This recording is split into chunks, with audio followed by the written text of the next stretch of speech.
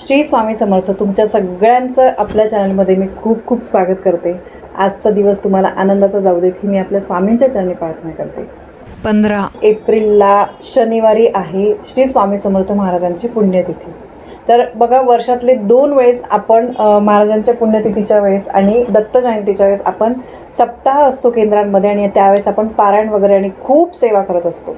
सगळ्या ताईंना दादांना अतिशय हात जोडून माझी विनंती आहे की ही संधी तुम्ही न गमावता जमेल तेवढी तुम्हाला सेवा करायची आहे। खरं तर बघा, म्हणजे जेव्हा आता 26 तारखेला पुण्यतिथी आहे तर त्याच्या आधीच एक 7-8 दिवस आपण सेवा सुरुवात करत असतो। सगळ्या सेवांना सुरुवात करून त्या पुण्यतिथीच्या दिवशी त्याची सांगता असते। तर बघा, तुम्हाला ज्या सेवा जमतील त्या करा। मी तुम्हाला आजच्या व्हिडिओमध्ये सगळ्या सेवा सांगणार आहे की तुम्हाला गुरुचरित्राचं पारायण म्हणा किंवा बघा हा श्री सप्तशती गुरुचरित्र सार या ग्रंथाचं पारायण करायचं असेल किंवा श्री स्वामी चरित्र सारामृताचं पारायण करायचं असेल तर कसं करू शकतात। या व्यतिरिक्त तुम्ही समजा जॉबला जातात, मुलं वगैरे लहान आहे, पण मनामध्ये खूप इच्छा असते की ताई मला सेवा करायची पण या कारणामुळे जमत नाही, त्या कारणामुळे जमत नाही। कारण आपण माणूस आहे, आपण संपूर्ण दिवस सेवेला नाही देऊ शकत, आपल्याला बऱ्याचशा गोष्टी सगळ्या करायच्या असतात। तर म्हणून तुम्हाला या 26 तारखेपर्यंत कुठल्या छोट्या मोठ्या सेवा करता येईल की ज्यामुळे तुमच्या मनातली इच्छा 100% पूर्ण होतील। आपल्या स्वामींचं वाक्य आहे बघा, भिऊ नकोस मी तुझ्या पाठीशी आहे। म्हणजे काय, आपण जर स्वामींची अगदी साध्या मुळ्या मनाने सेवा केली तर स्वामी आपले साथ कधीही सोडत नाही। आपण त्यांची साथ सोडायची नाही, ते आपला हात कधीही सोडणार नाही। स्वामी असं म्हणत नाही की नाही तुम्ही माझ्यासाठी गुरुचरित्राचंच पारायण करा किंवा हेच पारायण करा तेच पारायण करा, असं अजिबात नाही आहे। तुम्ही मनापासून जरी फक्त 2 मिनटं स्वामींसमोर बसले, त्यांच्या नामजप केला तरीसुद्धा स्वामींना तो अतिशय प्रिय असतो आणि अशा भक्तांसाठी स्वामी जे आहे ते नेहमी राहून जातात। तर बघा, 20 एप्रिलपासून तुम्ही ही सेवा सुरू करू शकता। तर सगळ्यात पहिले मी तुम्हाला गुरुचरित्राचं पारायण कसं करायचं तर ते सांगते। याबद्दलचा पण एक सेपरेट व्हिडिओ आहे आपल्या चॅनलवर, त्याची पण लिंक मी तुम्हाला डिस्क्रिप्शनमध्ये देते। आता अगदी इन शॉर्टमध्ये मी तुम्हाला गुरुचरित्राचं पारायण तुम्हाला स्वामी समर्थ पुण्यतिथीपर्यंत कसं करता येईल हे सांगते। सगळ्यात पहिले सांगायचं हे, तुम्हाला गुरुचरित्राचं पारायण करायचं असेल सगळे नियम अतिशय कटाक्षाने पाळावे लागतील आणि कुठलंही पारायण करा, सप्तशती गुरुचरित्र सार करा की स्वामी चरित्र करा, मांसाहार करायचा नाही हा एक नियम सगळ्यांसाठी आहे। म्हणजे बघा, तुम्ही सेवा करा किंवा नको करू, पण हे 7 दिवस म्हणजे जवळपास 20 एप्रिलपासून ते 26 एप्रिलपर्यंत मांसाहार तुम्हाला कटाक्षाने टाळायचा आहे। ताई मग अंडे चालतील का, घरी खाल्लं तर चालेल का, बाहेर खाल्लं तर चालेल का? नाही नाही म्हणजे नाही, तुम्हाला मांसाहार करायचाच नाही। तुम्ही सेवा करत नाही ना तर कमीत कमी प्लीज हा नियम तरी पाळा, नामजप करा। मी तुम्हाला पुढे सगळी माहिती देते। आता सगळ्यात पहिले गुरुचरित्राचं पारायण आपल्याला कसं करायचं हे मी तुम्हाला सांगते। सगळ्यात पहिले हा ग्रंथ आणि हे पारायण मनामध्ये आपली करण्याची इच्छा जागृत होणं हीच खूप मोठी आपल्याला देवाने दिलेली देणगी म्हणा। कारण बघा, गुरुचरित्राचं पारायण हे साधं सोपं नाही आहे, हा ग्रंथ खूप महान आहे। तर हे पारायण कसं करायचं याची इन डिटेल लिंक जी आहे तर ती मी तुम्हाला डिस्क्रिप्शनमध्ये दिलेली आहे। श्री गुरुचरित्र सप्ताह करताना प्रारंभ शक्यतो शुक्रवारी करावा, पण आता तुम्ही सप्ताह आहे आणि पुण्यतिथी निमित्त हे तुम्ही आता सुरुवात करू शकता, ठीक आहे। श्री गुरुचरित्र वाचण्यापूर्वी आदल्या दिवशी 1 गाय आणि 4 कुत्रे यांना गव्हाच्या पोळीचा नैवेद्य खाऊ घालायचा आहे, ठीक आहे। गुरुचरित्राचे वाचन पूर्व किंवा उत्तर दिशेला तोंड करून करावे। वाचण्यापूर्वी रोज श्री दत्त महाराजांच्या फोटोची पोथीची पूजा करून 1 माळ गायत्री मंत्र, 1 माळ श्री स्वामी समर्थ मंत्र याचा जप करावा। गणपती अथर्व शीर्ष वाचून आणि मग पोथी वाचण्यासाठी सुरुवात करावी। जिथे जवळपास केंद्र असेल तिथे सामुदायिक पारायण असतं। मी नेहमी सांगते की गुरुचरित्राचं पारायण शक्यतो सामुदायिक केलेलं तर त्याचे जास्त आपल्याला फळ मिळतात, जास्त लाभ होतात। आमच्या इथे जवळ केंद्रात सुद्धा आहे, मी सामुदायिक पारायणाला जात असते। यानंतर दुसरी गोष्ट म्हणजे श्री गुरुचरित्राचे वाचन पहाटे 3 ते संध्याकाळी 4 पर्यंत करू शकतात। दुपारी 12 ते 12:30 मध्ये हा ग्रंथ आपल्याला वाचायचा नसतो, कारण ही दत्त महाराजांची भिक्षेची वेळ असल्यामुळे या वेळेमध्ये आपल्याला पोथी वाचन बंद करायचं आहे। यानंतर श्री गुरुचरित्र वाचनाच्या कालावधीमध्ये परान्न घेऊ नये। आपली आई, आपली पत्नी, आपली बहीण यांच्या हातचे अन्न खाण्यास हरकत नाही। बाकी उपवास वगैरे करायची गरज नाही आहे। दोन्ही वेळेस तुम्हाला 1 धान्य फराळ करायचा आहे, ठीक आहे। हे बेसिक नियम आहे, मी मागे पण तुम्हाला सांगितलेले आहे। परान्न म्हणजे दुसऱ्याच्या घरचं जेवण, आपल्या आईच्या, आपल्या बायकोच्या, बहिणीच्या हातचं खाऊ शकतो। त्या व्यतिरिक्त इतरांचं जेवण तुम्हाला खायचं नाही आहे। आणि समजा तुम्ही हॉटेलमध्ये वगैरे खाताय, बाहेर राहताय, तर त्या ठिकाणी आपण पैसे देतोय, तर ते परान्न नाही म्हणता येणार, कारण ते पैसे देऊन तुम्ही ते अन्न खाताय। बघा, यानंतर श्री गुरुचरित्र वाचनाच्या कालावधीमध्ये दाढी वाढवू नये, स्वतःच्या हाताने दाढी करावी। तसंच या कालावधीमध्ये चांबड्याऐवजी नायलॉनचे रबरचे चप्पल वगैरे घालावे. चांबड्याची कुठली वस्तू वापरायची नाही. वॉलेट नाही, पर्स नाही, बेल्ट नाही, काही नाही. आणि गुरुचरित्र वाचनाच्या कालावधीमध्ये ब्रह्मचर्याचं कटाक्षाने पालन करावं लागतं. हा एक नियम गुरुचरित्र पारायणाला आहे. बाकी तुम्ही समजा श्री सप्तशती गुरुचरित्र सारखी व स्वामीचरित्र वाचणार आहे तर त्यासाठी हा नियम नाही आहे. त्यानंतर श्री गुरुचरित्र वाचनाच्या कालावधीमध्ये मृत शौच असणाऱ्यांच्या घरी किंवा अंत्यविधीस जाऊ नये. कोणी वारलं वगैरे तर तिथे आपल्याला दारावर जायचं नाही आहे. स्वतःच्या कुटुंबामध्ये जर मृत शौच आले तर अशा वेळेस गुरुचरित्र वाचन आपण कोणा दुसऱ्यांकडून करून घ्यावं जे आपल्या कुळातले नसतील. कारण बघा गुरुचरित्र समजा जर आपल्याला जेव्हा सुतक लागतं आपल्या संपूर्ण घराण्याला लागत असतं तर त्यामुळे आपल्या घराणं सोडून इतरांकडून आपल्याला हे पारायण जे आहे तर ते करून घ्यायचं आहे.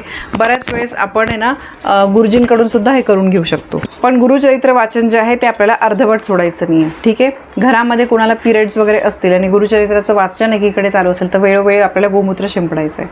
सप्ताह कालावधीमध्ये रोज सकाळ संध्याकाळ श्री गुरुचरित्राच्या पोथीस तुम्हाला नैवेद्य दाखवायचा आहे.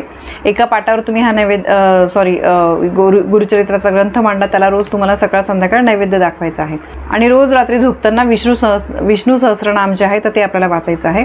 गुरुचरित्र वाचनाची पद्धत कशी आहे बघा. पहिल्या दिवशी 1 ते 9 अध्याय, दुसऱ्या दिवशी 10 ते 21, तिसऱ्या दिवशी 22 ते 29 अध्याय, चौथ्या दिवशी 30 ते 35 अध्याय, 5व्या दिवशी 36 ते 38 अध्याय, 6व्या दिवशी 39 ते 43 अध्याय आणि 7व्या दिवशी 44 ते 53 अध्याय. अशा प्रकारे हे 7 दिवसात पारायण पूर्ण केलं जातं.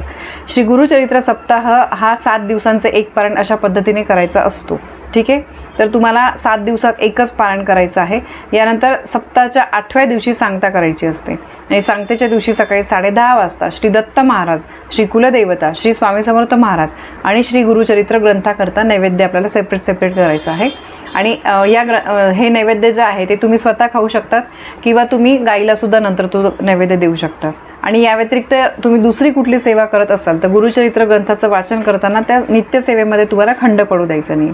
तर असे हे नियम गुरुचरित्र पारायण करताना आहे. त्यानंतर आपल्याला गादीवर शक्यतो झोपायचं नसतं, खाली झोपायचं असतं. गुरुचरित्र तुम्ही पारायण करणार असाल तर हे नियम तुम्हाला पाळायचेच आहे. पाळता येणं शक्य असेल तरच पारायण करा, नाही तर तुम्ही हे पारायण नका करू. या व्यतिरिक्त मग अजून दुसरी सेवा आहे श्री सप्तशती गुरुचरित्र सार. तर याच्यासाठी नियम हाच आहे की सगळ्यात पहिले तुम्हाला नॉनव्हेज खायचं नाही आहे. यानंतर यासाठी नियम दुसरे अजून काय आहे बघा. ग्रंथाला आपल्याला रोज पूजा करायची आहे. हा आता ग्रंथ जो आहे तो वाचण्यासाठी शक्यतो तुम्हाला 2.5 ते 3 तास वेळ लागतो. आणि अंघोळ झाल्यानंतर आपल्याला देवासमोर दिवा अगरबत्ती लावायची आहे, निरांजन लावायचं आहे, देवांना फुलं व्हायची आहे आणि मग तुम्हाला हा ग्रंथ वाचायचा आहे. आता सप्ताहात जर तुम्ही वाचणार असाल ठीक आहे तर तुम्ही 7 दिवसांमध्ये हा पूर्ण करू शकतात. यामध्ये पण 51 अध्याय आहे. पहिल्या दिवशी 1 ते 7 अध्याय, दुसऱ्या दिवशी 8 ते 17, तिसऱ्या दिवशी 18 ते 27 अध्याय, चौथ्या दिवशी 28 ते 34 अध्याय, 5व्या दिवशी 35 ते 37 अध्याय, 6व्या दिवशी 38 ते 43 अध्याय आणि 7व्या दिवशी 44 ते 51 अध्याय. आता ही सेवा करायला तुम्हाला फक्त अर्धा ते 1 तास लागू शकतो. आणि यातले अध्याय जर तुम्ही बघितले ना अगदी छोटे छोटे अध्याय आहे बघा. पहिले हे दत्तात्रय स्तोत्र आहे, त्यानंतर इथून अध्याय पहिला सुरू झाला की तो ह्याच पानावर संपतो, नंतर दुसरा अध्याय, तिसरा अध्याय, अगदी छोटे छोटे अध्याय यामध्ये आहे. त्यामुळे तुम्हाला गुरुचरित्र पारायण करणं शक्य नाही, पण मनामध्ये इच्छा आहे तर तुम्ही सप्तशती गुरुचरित्र सार या ग्रंथाचं तुम्ही पारायण करू शकता. आणि अतिशय सोपं. या ग्रंथाच्या बघा पहिल्याच पानावर तुम्हाला हे सगळे दिलेले आहे नियम. हा ग्रंथ तुम्हाला जवळपास देवांचं सामान मिळतं त्या ठिकाणी पण मिळून जाईल किंवा तुम्हाला श्री स्वामी समर्थ केंद्रामध्ये हा ग्रंथ मिळून जातो. तर हे झालं श्री सप्तशती गुरुचरित्र सार. हे पारायण तुम्ही करू शकतात. या व्यतिरिक्त तुम्हाला समजा वेळ नाही आणि मनामध्ये सेवा करायची इच्छा असेल तर श्री स्वामी चरित्र सारामृत हा ग्रंथ बघा. नित्यसेवेमध्ये आपण रोजाचे 3 अध्याय वाचतो. त्याचप्रमाणे तुम्हाला रोज काय करायचं आहे, 11 वेळेस श्री स्वामी समर्थ मंत्राचा जप करायचा आहे आणि यामध्ये 21 अध्याय आहेत. तर 7 दिवसांमध्ये रोज 3 अध्याय केले तर 7 त्रिक 21, 7 दिवसांमध्ये आपलं हे एक पारायण पूर्ण होतं. तुम्ही 7 दिवसांमध्ये बघा 3 दिवसात पण एक करू शकतात. त्यानंतर तुम्ही रोज एक पारायण पण करू शकतात. हे पूर्ण वाचायला तुम्हाला फक्त 1.5 तास लागतो. यामध्ये 1 ते 21 अध्याय आहे. तर अशी ही सेवा आपल्याला श्री स्वामी समर्थ पुण्यतिथीपर्यंत करायची आहे. तुम्हाला बघा मनामध्ये इच्छा असेल ना मग तुम्ही काही कारण करत नाही. आपल्याला मनापासून इच्छा असते त्यावेळेस आपण कसं पण ते जुळवून आणतो. आणि बघा हे 6 दिवस महत्त्वाचे आहे. आणि यापेक्षा पण तुम्हाला हे पण नाही जमते तर सगळ्यात सोपी आणि सगळ्यात प्रभावी सेवा म्हणजे तुम्हाला नामस्मरण करायचं आहे. येता जाता, उठता बसता, ऑफिसला जाताय, तुम्ही शांत बसलेले आहे, जेवण करताय, श्री स्वामी समर्थ, श्री स्वामी समर्थ, श्री स्वामी समर्थ या मंत्राचा जप करा.